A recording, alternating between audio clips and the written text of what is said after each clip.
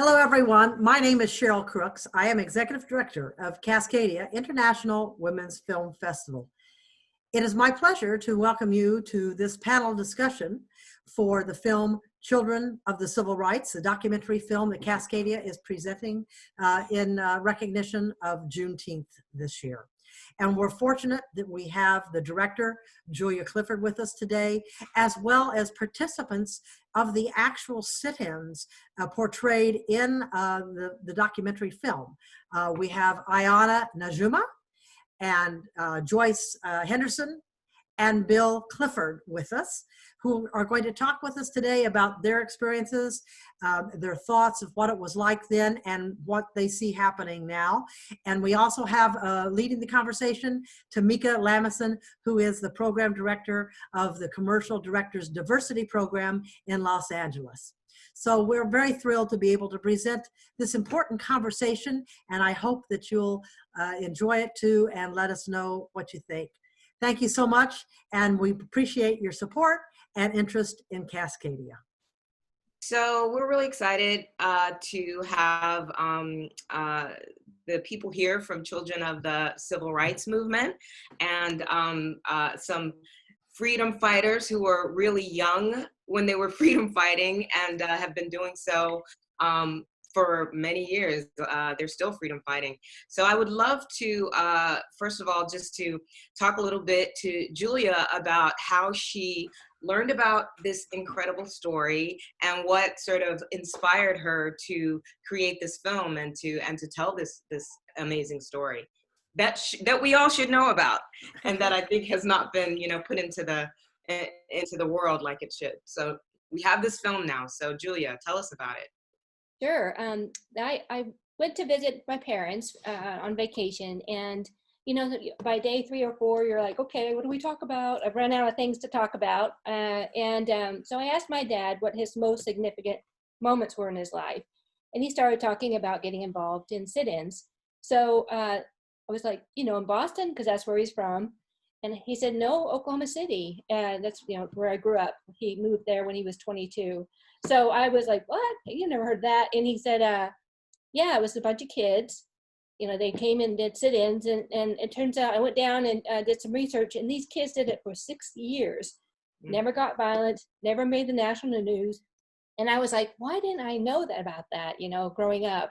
I learned about the Greensboro, North Carolina sit-ins, but these guys were starting a year and a half before Greensboro started their sit-ins. So I was amazed. So I started meeting some of the people. I think Joyce Henderson was the first person I met, and she helped me introduce all the other people that are in the film, and we made that documentary film. Right. So I would love to hear individually from Ayanna, Joyce, and Bill about your personal, can you tell me a personal experience during the sit-in that really impacted you, that you can remember? Like how did you come to it individually, and then tell me an experience that impacted you during this time. Why don't we start with you, Ayanna? I came to be involved with the sit-ins really through NAACP Youth Council. Mrs. Looper, who was our NAACP Youth Council advisor, had written a play called Brother President. And she had put together a cast of children to perform that play. Initially, the play had been, and she had been invited to take the play to New York with a modified cast, but anybody that knew her knew that she was not going to just take some children and not take others. And so there was a busload of children that went to New York City to perform the play, and I was one of those children. Going to New York, she decided that we would take the northern route going to New York and take the southern route to return. And in going the northern route, we were able to see things that we had never experienced, which in today's world would be called equitable lifestyle. We were able to stop at the bus station, which was clean. We were able to eat on the way, just a number of things we had never experienced. We got to New York City, and of course, back during the 50s, New York was pretty equitable, and so we stayed in a hotel, we ate at restaurants, and it was just something that none of us had experienced before. But coming back, we took the southern route, and all the things that we had experienced in Oklahoma City were the same things we were experiencing on the southern route. And that was all the inequities of dirty bathrooms, not being able to eat at the bus station, just everything that Jim Crow stood for. And when we got back, the children were talking amongst themselves, and I was 7 years old. So my conversation, even though I had experienced a lot, was not nearly as in-depth as some of the teenagers. But Marilyn Looper Hildreth, who is Mrs. Looper's daughter, started a conversation about why is it that we saw certain things in New York that we had not experienced in Oklahoma. And that led to a conversation about doing something about it. And that was her suggestion, was to have a sit-in. What happened was, for about 2 years, almost a year and a half or two, there was conversation with the city fathers about how to make change. It wasn't like we just immediately decided to go sit in, but the city council people, the mayor, and numerous business people in Oklahoma City were not on board with that process. And that is when, at some point, after about a year and a half, we decided to choose Catch Drugstore and go there. And there were 13 children that were the first ones to go to Catch Drugstore. All right, cool. Thank you for that. Joyce, what about you? How did you become involved? And tell me something that really impacted you about being involved in the sit-ins. And how old were you? Okay, I had the honor to be a student of Clara Looper. She was my history teacher at Dungee High School. And of course, she was a teacher that would bring history to life. I tell people, if you were a student in her class, excitement took place with every topic because she made it that lively. She invited all of her students to be members of the NAACP Youth Council. And some of us did that. I joined the NAACP Youth Council, and that's how I got involved. I started picketing with the group. In fact, at one time, I was the song leader of the group. She was also my cheerleading sponsor at Dungee. And at Dungee, she would make up yells that we didn't like, of course, but those yells could be the template of freedom songs that we did when we would go picket in Oklahoma City. And so at any rate, being a student of Clara Looper had an impact on my life, and I tell people, priceless. And I am so proud that she was my teacher. With that involvement, I had the opportunity to go and hear Dr. Martin Luther King deliver his I Have a Dream speech, not on the television, not on the radio, but in person. She took 2 bus loads from Oklahoma City to the March on Washington in 1963. Again, an experience that I have cherished, and we were able to see what was taking place not only in Oklahoma City, but what was taking place nationwide. You know, when you're picketing just in Oklahoma City and you don't go to other places, you kind of think you're the only ones doing it. But we discovered that at that national march, the thousands of persons at that march had the same issues that we had here in Oklahoma City. Let me ask you a quick question on that. So what was it like to experience the MLK I Have a Dream speech and the Obama, be at the Obama inauguration? That must have been amazing. I know it's a little bit off topic, but I just wanted to know that since she. I know, but you know, you don't take those things for granted. Right. Being in that, in fact, every time I see pictures of Dr. Martin Luther King delivering the speech, I'm trying to find where I was standing at that time. I also went back for the 50th anniversary of that march, tried to stand in the same area where I was 50 years before that. A chill you get. Having the opportunity to go not to one inauguration, but 2 inaugurations to see President Barack Obama. What can I say? Priceless experiences that I will cherish for the rest of my life. Now, I tell people that march in 1963 impacted my life forever. These experiences would not have occurred if it hadn't been for Clara Luper's leadership. I was thinking about when Joyce was talking about the March on Washington. I was 7 years old. My sister was 5 when we started the sit-ins. But I should have mentioned that my mother and Clara Luper were best friends. They were like sisters.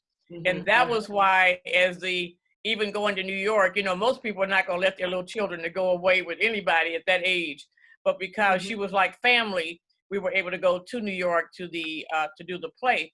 And all the involvement we had, you know, was motivated by, I would say in some regards, a family connection, because she was like an aunt. I called her Aunt Clara all my life. And like Joyce, that experience in Washington was invaluable. My experience a little bit was different because I was younger than Joyce.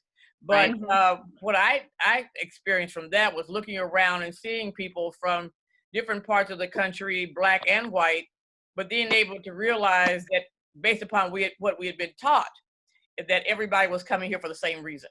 And that was to promote equity and equality in society. And so, like Joyce, it was an invaluable experience. I do look back on my life and say, things that I learned as a member of being in the NAACP Youth Council, not just the sit-ins, because I was in the Youth Council all the way till I got ready to go off to college and held different positions and got to experience traveling, where most children never got to travel and meet children from other places, which also gave you another perspective on how the world was in other parts of the country. And that, for me, when I look back at how we organized the sit-ins, the team building, the critical thinking, being able to experience, I say, the idea of it's not about me. I always like to use the term, the greatest good for the greatest number. And that's what the sit-in movement was about. Gotcha. So Bill, you're gonna have the next question. And I'm gonna try and get through at least 4 or 5 more questions and get into some of this, get a little deeper into the actual sit-ins and compare it to what's going on today. So Bill, tell us how you got involved with the sit-ins, and also, if you would, because you're involved in voting rights right now, very involved in that, and I want to know what it was like, you know, being involved in the sit-ins and seeing how Jim Crow was sort of unfolding out there as far as voting rights, and what that's like now, because you're dealing with that a little bit today as well. Yeah, I got involved basically as the quote leader unquote of a young Christian workers group. Calvin Luper came to one of our meetings and asked basically people to come down to the next session that they had at Calvary Baptist Church and march with them, sit in downtown. And I was president of that group. So I decided to go a week early and find out what it was like, kind of scout out the territory, and did, and wound up being the only white person there. And I was kind of surprised at that. Anyway, that's kind of how it happened. Wow, okay. And what about, like, you're doing a lot of things with voting rights right now, is my understanding. And how do you see some similarities with what's happening with the suppression of voting now and back then? I think a lot of the suppression today is self-imposed. I think people don't feel they have a voice, so why bother? In that sense, it's self-imposed. We're trying to work with a group of organizations to see if we can't get each one to increase the number of voter participants, particularly dealing with local issues on a county by county basis, working with the Association of Community Action Agencies, the State Chamber of Commerce, several wide-ranging groups in order to try to make this happen. And focus more on what's important to people at the county level, because a lot of times the local issues get kind of overwhelmed by the state and national issues. And maybe if you can bring together a diverse group of people at the local level, ranging from the League of Women Voters to the county commissioners to the chief of police, and have them begin to put together what are the priorities they want for their local community as a totality, then maybe something might happen. I gotcha. All right. Well, I wanted to talk to Joyce and Ayanna, and Julia, you have a perspective on this as well, about all the protesting and things that are going on right now as compared to the protesting and the sit-ins and the things that you were doing back then. I know you guys were much younger, but there's also like a very millennial young crowd who are sort of leading the charge of the protests that are happening right now as well. So I just wanted to know, what is how do you feel about that? Do you feel some sort of connection to that? Does that, inspire you? Does it remind you of what you were doing back then? And then Julia, what have you noticed the difference from the research that you've done and seen to what's happening right now? I really feel that we laid out a template for the young people today. Back then. I say that because on many occasions I have been the guest speaker for many young people in high school. And the one question that comes up, was it legal for you all to picket back then? And I've been fortunate to have a constitution that I'm able to give them. Each student in the group that I'm talking to receives a constitution. I have them to go to that First Amendment, and I have them to read together the First Amendment so that they can see that you have a right to assemble and in a peaceful manner. And it has been interesting that I've received phone calls with what's going on now. They're saying, Miss Henderson, I have my Constitution. You remember when you gave us the Constitution and told us about we have a right to picket and ABC? And I feel like that's important for them to know, first of all, their constitutional rights. And that way you can stay on course. It's easy for you to get off course if you don't know the purpose of what you're doing and why you're doing, and if you have a right to do it. Those are things that are so important to me to lay out when you're confronting the issues that we are confronting today. It is interesting to see 60 plus years later, we're getting ready to celebrate the 62nd anniversary of the sit-in, the first sit-in in Oklahoma City, August 19, 2020. We're still discussing those same issues. Right. And that is really what has amazed me in this fight for freedom and equality, that we're still discussing. We're still trying to be equal in a society that is considered the United States of America, where we are citizens of the United States of America. I was a history teacher myself, and that's because of Clara Luper also. And what you try to do every moment, make it a teaching moment, so you know your history, so you can understand what's going on now, so you can progress and do better in the future. But I can honestly say that the experiences that I've had and what I see what's going on now, they are taking a page out of the history book from those of us who picketed back in those days. Okay. What about you, Ayanna? Like Joyce, I go to speak and people are asking me, well, what do you think about what's going on today? That's usually the first question. One of the things that's very different that I've been observing is, first of all, like Joyce, you're very shocked that after all these years, we're having to still walk down that road and it's still Mhm. growing. Most of the people, if you noticed, you don't see many people that are probably over 50 at most of the marches. And when I've talked to friends about it, they said, let those young people do it. I've walked that road before. Let those young people do it. But we were very strategic in what we did during a particular period.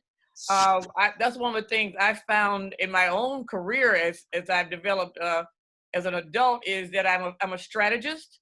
Yeah. And we talked things through. We had a plan. Now that is something that you hear on TV, is that if you're going to move forward, you got to be very strategic. That was after the fact. Now some of the issues that are coming up were not necessarily issues that you heard people talking about with Garner or Trayvon or some of the other guys that have given their life for this cause. But you also, from our experience to now, you didn't find. I looked at a town hall meeting that the CEO of Macy's hosted for their 3,000 employees. Now you've got major corporations that are saying, we'll donate. We're going to be very philanthropic, and we're going to make some changes. For me, in measuring this whole thing, it's global. It's not just a domestic situation. I started looking at a friend of mine said, well, you've been looking at that for a while. I started looking at how many people are of color on your corporate board. How many people are in senior executive positions that are people of color. What's happening with your HR policies? There's a long list of ways we can measure whether this whole policing issue is much bigger than just policing. And that's why I think a lot of corporations have come on board. Some people say it sounds great today because we are dealing with Mr. Floyd's situation. And even since last week when he passed, there's a young man that was shot in the back, yesterday or the day before. And so you think it's in that regard. I look at Oklahoma, when the date we set in, August 19, 1958, over the years, I thought to myself, well, it's a major corporation. We said in 3 days, and then they said, yes, we'll let people eat in all of our restaurants. I kept thinking to myself, if they did it, then maybe other people will come on board. But it took 6 more years for people to have the aha moment to decide that equity and equality was important. So those are things that that I keep thinking about. The other deal is because of the virus, it's so prominent. It was like that was put on the back burner, and this became the topic of the day in terms of what's going on. I'm in the process of getting ready to launch a campaign now called Save My Life, which is around wearing the mask and doing social distancing, because as you were getting ready to talk about what's happening here in Oklahoma in a couple of days, the person that lives at 1600 Pennsylvania Avenue will be coming to Tulsa, and they're going to require that people sign a form saying that if you get the virus, we are not responsible. When the health department says in Tulsa that I would suggest you don't come because it's too risky. And so in spite of the fact that all the work that Joyce and Bill and I did, there was always a protective measure around that. Even when we went to sit in, we had our own security force that was very clear that if you had a propensity to be violent, you need to stay at home. We got something else for you to do. So we have very, very little time left. I want to ask Julia a couple of questions, and I want to get a final word from you guys. So Julia, again, what have you seen? And also if you can comment yourself on how you feel about our president coming to Oklahoma at the time that he plans to come. Sure. What amazed me about this whole thing was that it was kids. And when I took this film around the country, I'd spent about 2 years going to different high schools and colleges, universities, and showing it. Time and again, the young people would stand up and cheer for a film, a documentary film, which was amazing to see. And it's really the young people that really step up and make change. And in a way, these guys have handed off the baton to the next generation, or this generation. And for me, it's like a pendulum where we are getting closer, and it does swing back, but each time we do get a little closer to true freedom for everyone. Mhm. And that's thrilling. It's hard to watch what's going on in the news today. It's confusing, but when I try to put it in perspective, that's what I use. And I love the nonviolent action. That's much more effective. The violent is, I think, a very small part that the media is making really loud. Right. So I'm again thrilled that we are making progress, but maybe not like, maybe messy, but we're moving forward. And as far as Trump coming into Tulsa, I'm not sure what to think about that. I'm glad that he actually moved it from Juneteenth, June 19th to the next day. He was gracious in that. Exactly. Tulsa has had quite a bit of a history, and I'm not sure if he's aware of all that history yet, but I'm sure he is by now. So there was something in the film, a woman named Ella Baker who gave a speech, More Than a Hamburger, and I wanted you to comment on that because as young people, I just wanted to know, did that speech translate to the expansive nature of what you were doing and what you were protesting for? Obviously, it was for more than just a hamburger, and I just wanted to know, did you, Joyce, and Ayanna, did that impact you? Did you know it was broader than that? I didn't know her personally, but it And Bill as well. No, I mean, more than yes, the but actual more than a hamburger. Yeah, Yeah. was symbolic of what we were doing. right. And I think the death of these young men, we're dealing with their death, but it's also symbolic of other issues that we're dealing with. And the hamburger and a Coke, we would laugh and say, if they served us, we probably didn't have the money to pay for the Coke or the hamburger at the time. But it was symbolic of equality for all people. If whites can have a hamburger and Coke in the restaurant, why can't we? And those were the questions that you asked, because we knew the only reason was you denied us the privilege because of the color of our skin. And I said in the film, we had nothing to do with the color of our skin, but that was the basis for the discrimination. They built laws, they passed laws, Jim Crow laws, and historically I can go on, but my point being, if you look at what's going on now in the hamburger and a Coke, sincerely, it is symbolic of we want equality for all people. Right. If you can have a hamburger and a Coke, I should be able to have a hamburger and a Coke. Okay. Right.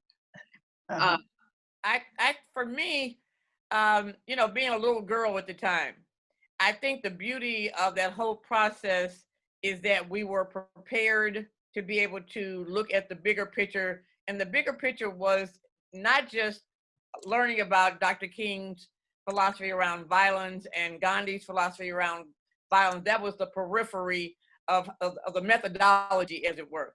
But when you go to someplace like New York City as a little girl, and you're able to see what's happening there, even as a child, and come and know what some of the things that you were experiencing in Oklahoma, it became quite apparent that you were entitled to have it. And so I always talk about life, liberty, and the pursuit of happiness. And we were constantly reminded that we were entitled to that. And so Joyce hands out the Constitution and said, here it is right here. Let me remind you of what it is. But then we were constantly reminded every time we went on a sit-in that you're entitled to be here. You're not doing anything wrong. This is your constitutional right.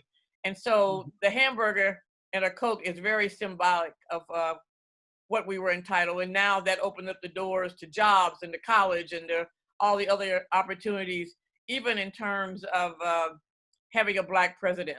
And I just want to say something about that just for a moment. When you look at what's happening in society today with Mr. Floyd, and it may sound like a spiritual thing, but I feel like Mr. Floyd is like President Obama in some regard. And even the guys that end up killing Mr. Floyd. Something is happening in America that had to change. And we have a long list of guys and girls, of women and men that have given their lives. But at some point, I believe that Mr. Floyd said when he came into his lifetime, I said it sounds like a spiritual situation, that he said, I'll be the one. I'll be the one to get the attention of the world. And those guys that killed him, they'll say, you know what, I may have to take all the punishment for my actions, but I'm willing to take it because I've got to do something to change what's happening in the world today. And the same thing with President Obama. It's not by mere accident that he became the president.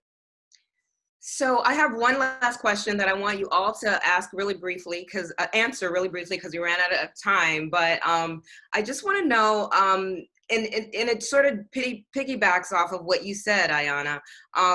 Does this current civil rights movement seem different to you? There's like a huge mix of people. The fact that it's a chorus of Black Lives Matter all over the world, from New Zealand to Britain to Germany. And does it feel different to you? And do you really feel like there's going to be the kind of change and transformation that we have all envisioned, that Dr. Martin Luther King envisioned, and really sort of live into the ideals promised by America? It is more of a world movement. I'm not sure that happened the first time, and I hadn't even thought of it that way until the way you, when you put that in that phrase of all the different countries making that shift, and that's pretty phenomenal, really. It's different in that respect. So I'm thrilled that that's happening. So I do think there will be change. Ayanna, what about you? I think that there is a lot of work still to be done. I look back on the work that I'm even doing. I started a conversational platform on social justice, and we're going to be reading a book about, how to talk about race. And we've been reading these books. And I think at that particular time, back in the 50s, there was not you were having to get people's attention. The attention for the last 60 years has been front and center. But it seems like every time you turn a page, there's more to be learned. There's more to be, people are now saying, as one friend of mine said, a guy was very unhappy about something he saw, and he had gone to Harvard Law School, white guy. And my friend, who's also an attorney, said to him, then what are you going to do about it? Are you just going to say, oh, that's such a horrible thing? So the question of what kind of contribution do I make to make life different? And I will be turning 70 in October, and never thought I'd be having these same kind of conversations. But I also know that it's my job to provide insight and guidance to young people, because some of them are just as frightened as some of the kids were back in 1958 in terms of what do I do to make a difference? And so, it's our job to still nurture and support them, but it may take, I hope it won't take another 10 years for something to happen. I think corporate America is going to force it. I think that elected officials are going to force it. And I think the children, the young people are going to say, as they say in New York, enough already. And so we got to put a period at the end of this sentence. And so I'm just doing my part. Well, thank you for that. And before we go on to Bill, I just want to say 70, Black don't crack. You look amazing. Bill. I became a vegan. The hamburger and the Coke. I became a vegetarian in 73 and then a vegan about 4 years ago. So. Maybe we all should. Okay, Bill, what do you think about the change that's happening right now? I think it's a perpetual change. I go back, I just came across a song by Bobby Darin. Those of you old enough to remember Bobby Darin. And in this song is entitled Freedom. He talks about the relationship between Blacks and non-Blacks. And he says, all I want to be is recognized as being me. And I would bet my life you want the same.